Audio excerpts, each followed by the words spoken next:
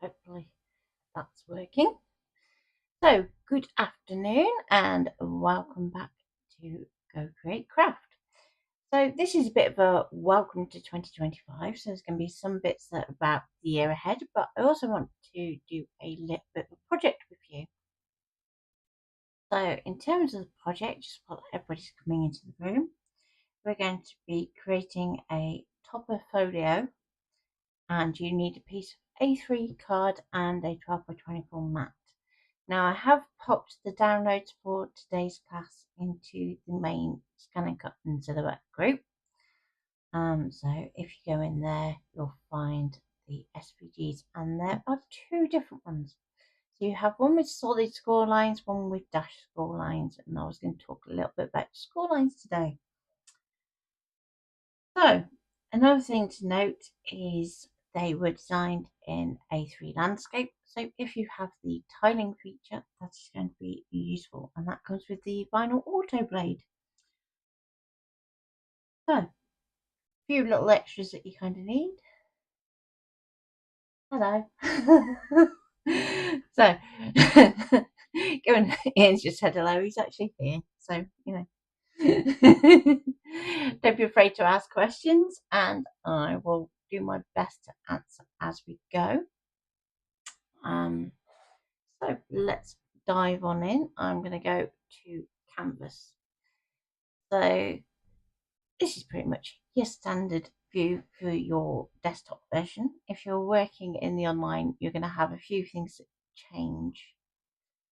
And hello, Mum. In terms of the differences, when we talk about tiling, you can't do that in the online version, but you can change from 12 by 12 mat to 12 by 24. It means that when we do import that SVG, it's just going to come in a bit small, so you're going to want to expand it back out again. Okay, so what do I mean? Let's show you. So we're going to go to File, and we're going to import from your computer, or you can use the SVG button. It makes very little difference which you do. Okay, and I'm going to go to the folder that I have my card folio bits in, and we have our two SVG files. So we have our dash scoreline and our solid scoreline. And on this occasion, I'm going to start with the dash scoreline and go open. And it's going to come up with this particular error message.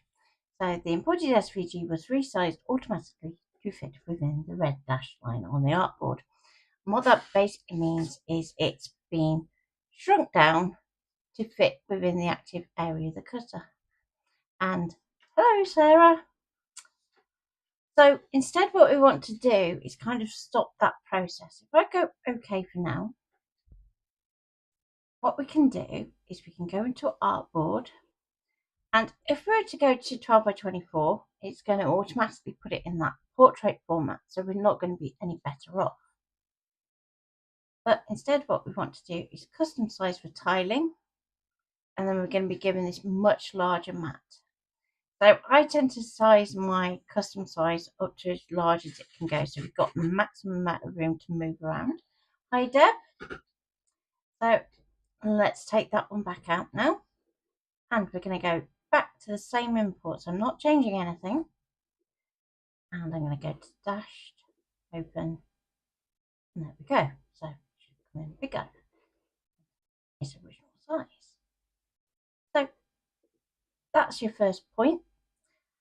Second point is, you may have noticed that the difference between the preview that you saw in Finder compared to what actually comes into Canvas. Now, in the original SVG file, that fill is actually something like 20% opacity, but the Scan and Cut is going to automatically take that back up to 100. You can do translucent colours, but unless you've got Print to Cut, it's not really going to make any difference. So let's go to layers, and we have our score lines here, and they're just going to come in as dashed lines. Now, depending on how they are set up in export, if it was, say, Illustrator that's done this, you're going to find that all these dashes are individual lines, and it's a bit of a pain. So what you want to do is just make sure that you group all those individual dashes together. Whereas when it's like this, we can actually set our dashes. So let's, first of all, press and hold Shift. I'm going to click at the bottom so we've got all of our score lines highlighted. I'm going to change my dash to little dots. And the reason I do that is if we're having to use our blade, for instance, to mark our score line, if you haven't got a pen holder, then you want to keep those dots as small as possible so that you're not losing any integrity in that fold. If you have a pen holder though, we can set those to draw and set those off as score lines. You might also want to change the colour of those so that you know that it's been set up. So let's go to line colour. I'm going to click on the little coloured box to the right hand side of the pencil. And that's going to call up the palette, and it's going to put it on the other screen really usefully. So I'll bring that across. There we go. And you've got kind of choices. If you're on a Mac, you're going to have these little coloured crayons, and you can click on a crayon and away you go. If you're not on a Mac, you don't get the crayons, but you get the other 4 options. So if I quickly flick through them, you have a colour wheel that you can play with, and if we take it down this end, then we can see that we can get to more nice vibrant colours, so on and so forth. We have sliders so that we can actually set it to a particular colour value, either by dragging these, or you can actually enter the numbers in there. Or we do have the hex option. If you're used to working in web design, you'll be familiar with those. And we have our palettes. So those of you who have Affinity Designer might be wondering what system palettes are for, and that's where we can actually send colours across to canvas from Affinity, which is pretty cool. And then we have our full spectrum slider as well. When I'm drawing, I prefer to set my draw lines to blue. It just kind of contrasts with everything. And then we know it's all done. Now, if we go to our shape and go, okay, that orange is lovely, but no. If we're to try and go and immediately change colour here, it's just going to change the stroke, so the outline of the shape. Hi Beverly. So instead you want to click onto the little rectangle to the next of the paint bucket. So we're going to do that. And now when we go back to our colour palette, we can change our fill. And we can always put it back down to that nice kind of soft 20%. So we've just got a little hint of a colour there. Hi Sally Ann. Good to be back. It's good to be back with a working microphone because, yeah, that was not good at the start of the week, so apologies for that. So, now that we've got that all set up, we can go to Premium and Tiling, and immediately it's going to try and split up that folio across 2 normal 12 by 12 mats. If we go into our tiling size, we can set it to 12 by 24, but again, it's going to be in that portrait format. So what we want to do is just come to that moment. We're going to select all of our shape. We're going to group it together because we want to lock that relationship together. And then we can rotate. So at the top of your shape just here, you have a little handle, and when you hover over the top, it's going to go to a little circle with an arrow. That means that we can rotate, and it will rotate to any angle at this point. But if we press and hold Shift while we do that rotate, it's going to snap to the 45, 90-degree angles. We can then go and know that that's perfectly straight. So again, we're going to go Premium, Tiling, we're going to go 12 by 24, and then we can see that we've actually got our artwork to fit in our mat without any kind of resizing issues or anything else going on. There we go. So let's cancel that for a moment, just so that I can show you with a solid score line as well. And if I just move this group down, so if I press and hold shift, little arrow becomes a hand and I can move around my mat. Let's just move that there. We can take our group and just pop it down in the corner for now. And we can bring in the next one. So import from your computer again. And this time we'll go solid score and open. Again, it's going to come in lovely, bright and multicolored. We're going to go and highlight our solid score lines this time. Now, solid score lines are good for if you are using the blue manual blade and you've got it set down low to about 2 per card, or if you're using half cut on the SDX. So we'll leave that as cut, but we want to group them together. And sometimes I will add on a colour just so that I know that there's something slightly different about it. But note, the colour does not go through to your machine, so it doesn't matter what you colour it. It's not going to send across. Now, let's change the fill and go down to 20, make that a bit lighter so that we can see our score lines here. So if I zoom in, you can see on our old one we've got our dots. On our new one we've got our coloured solid line. So those of you that want to use the solid line dashes, keep them grouped like this, but when you're sending to your machine, you're going to send your main shape as one transfer, and you're going to send your score lines as another transfer, so that you do that full cut, then reset without removing the mat, send those score lines and either half cut or cut on that low blade. Let's just get those so I can go back to the dash line. But you've got both versions available on the group for you to download and have a play with. See which you prefer. Group back up here. Now, if you wanted to try and build this file in Canvas, you can do so with basic shapes. So I thought very quickly I'd talk about that. The square is 7 3/4 inches. Then you've got this square here with the corner cut off, and you can actually use the one that's already in basic shapes just here. And again, that's 7 3/4 inches. The gap between the two is 0.25 inches.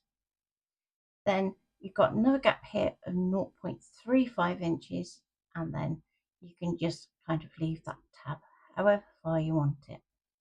So that's going to be kind of a little pocket that's going to sit on the front. So that's why we've got a bit of a wider gap in here, so that it can fold around that front section. Okay, so let's go to tiling. I'm going to go back to our 12 by 24. It all fits. We can give it a name if you haven't done so already, so we can call it card folio. And the reason that you give it a name at this point is if you want to add it to like a USB, you then know what file it is.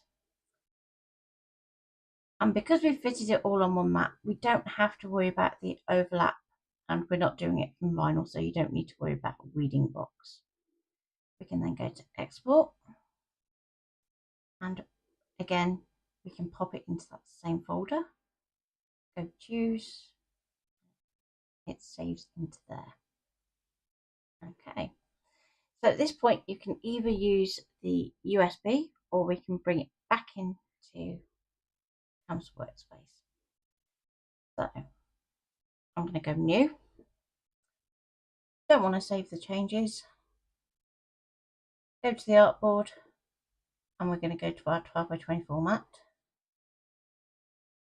We're going to import from our computer, import the FCM, open, and there we go. So we now have our card folio ready to go. Let me know if you have any questions. We can then send to our machine using our Wi-Fi. So it's really up to you whether you want to go USB or Wi-Fi. And we can send it via the internet. Okay. Now, from an update a couple months ago, you're going to find that even though once you've gone OK, it doesn't close that transfer window. So you're going to go cancel, but it's still there ready to go.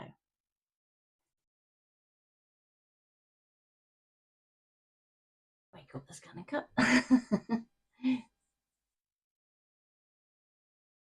So, any questions before I move to the machine?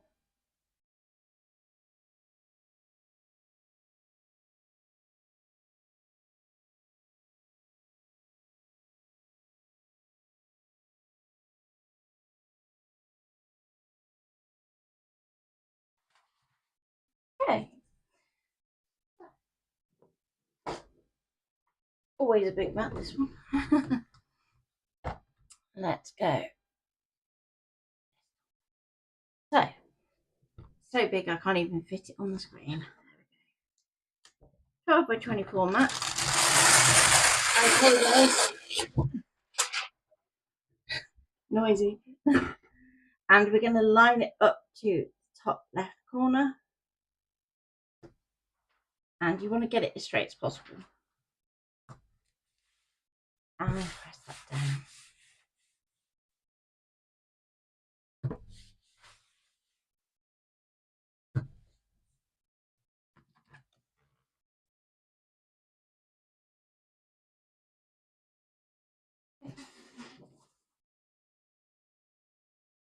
And we'll go to scan and cut.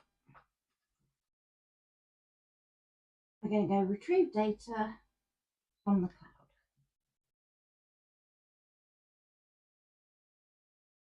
And then we're going to see our mat. Now, you've got this greyed out section at the bottom. That's saying that you haven't got the right mat selected yet. So you're going to go to the little spanner area, 12x24, and OK, and OK. And then you're going to see that that grey area at the bottom then disappears, and you know you've got the mat set correct. Now for the fun bit. So, if you have really long arms, you can probably manage to do this on your own. If not, ask a friend.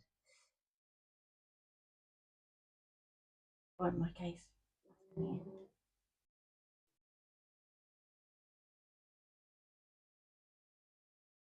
okay. Now I'm going to start with the cut. So if you go OK, then please select cut,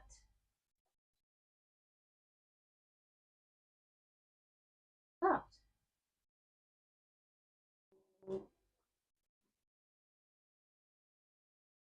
That gets fun.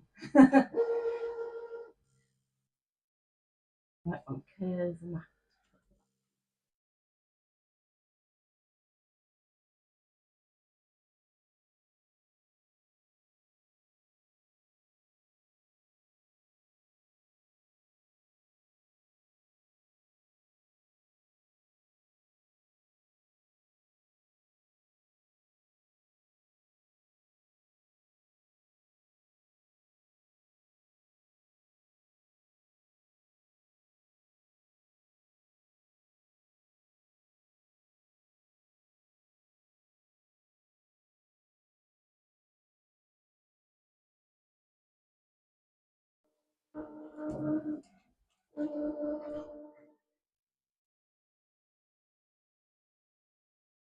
So sometimes you'll find it might want to go around twice.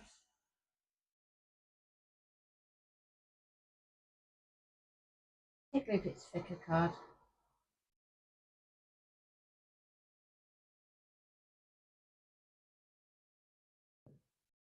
And that's generally when you'll get that estimated time to finish cutting the updated message.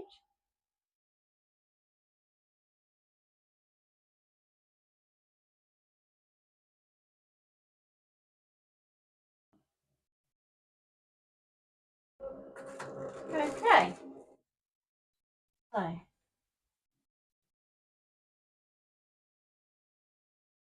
go okay. And we're going to pop out the blade. You okay? Do. Let's go back to desktop cam. So I'm going to be using the 3D Fun Prints pen holder. This one. You can use the universal if you need to.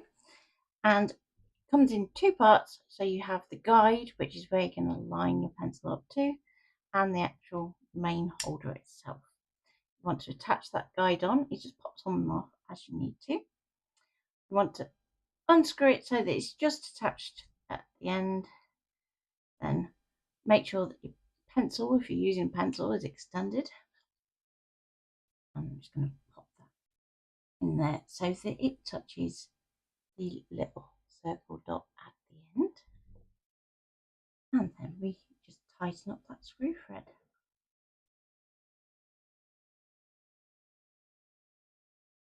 Now, once you've tightened it up, just waggle that guide and you should feel like a little grating, and that just tells you that that nib of that pencil is against that guide.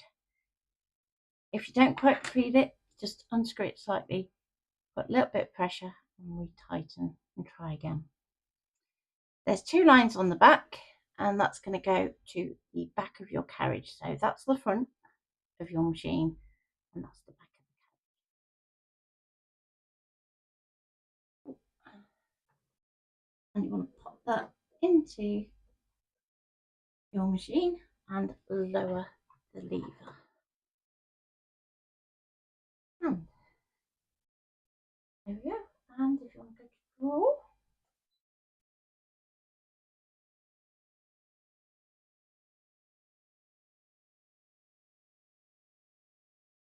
there we go. Now we can draw on our guide for our score lines. And it can do our little dashes.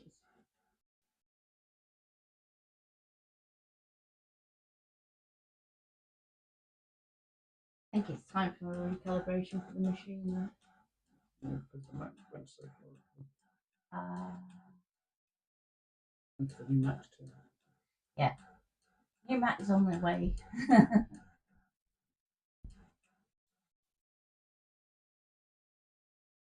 Saves us 3 minutes, then I might just take it off and just try a bit easier to see them.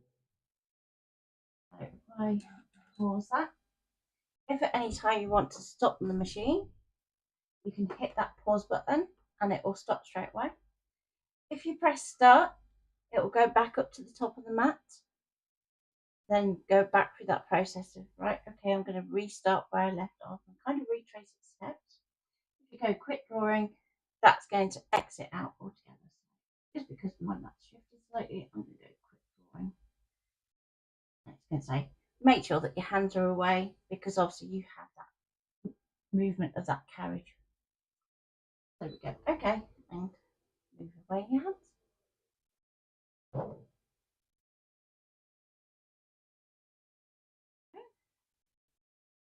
There we go.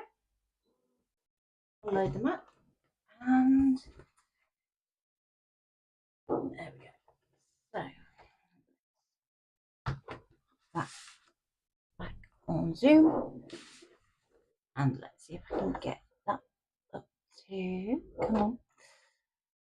There we go. So you can see that dotted line there that then we can use with a scoreboard just to finish those off. And there you go. Nice and easy. What you're going to do is once everything is scored and ready to go, you're going to fold this bottom flap on at both score lines, your side flap on both score lines. This side flap here is going to fold over first, and you're going to want to line it up with your cut edge. So just here, so you get that lined up. Then this flap here folds up, and it's going to make a pocket. So you're going to want to apply tape down here and down here, so that we're making a nice little pocket. Now, if you want to use some like line work SVGs to do some drawing to make your folio more your folio, then feel free. There's lots out there, but you can also use any of the foil quill USBs if you have them, so that you can just go and doodle away to your heart's content. So that file, well, both of those files are up on the group as I speak, so you can download those and have a play. If you want me to go back over the sizes for recreating it from scratch in Canvas Workspace, I can do that too, but you'll always be able to catch up with the video after the event. So I do stream to YouTube and Facebook, so should you ever want to go back on an old video, there are literally hundreds of videos on my YouTube channel that you can go back and watch, and I look forward to seeing you next week. So do watch out for the event to come up. And you didn't remind me, points to mention. So before I go, points to mention. I'm doing an international DT call. Basically, the 2 books that we launched in October are going to be translated. So I am looking ideally for some international DT to do some lives. So we're looking for confident French speakers in the first instance, then Spanish and possibly German too. Then on the 8th of Feb, we have the Affinity Workshop. So this is going to cover Affinity Publisher, Designer and Photo as a workflow. So how we can actually use those to create our own craft range. So that's definitely going to be a good one. That will be a paid workshop, and details for how to pay will be going up shortly. And then I've also got in my notes, Designing with Vectors is getting a facelift. So it's going to match our new Scan Cut books. So they're going to have the same look, but also they're getting split. So there will be a Designing with Vectors for Affinity Designer version 1 and 2 in one book. There's going to be one for Illustrator, one for Inkscape, and there may be one for Corridor as well. So I think that's everything I've got to cover for this month. There are going to be other announcements that are coming out over the next few months, so do keep an eye out for the Welcome To posts, because that's generally where I'll try and cover what's coming up.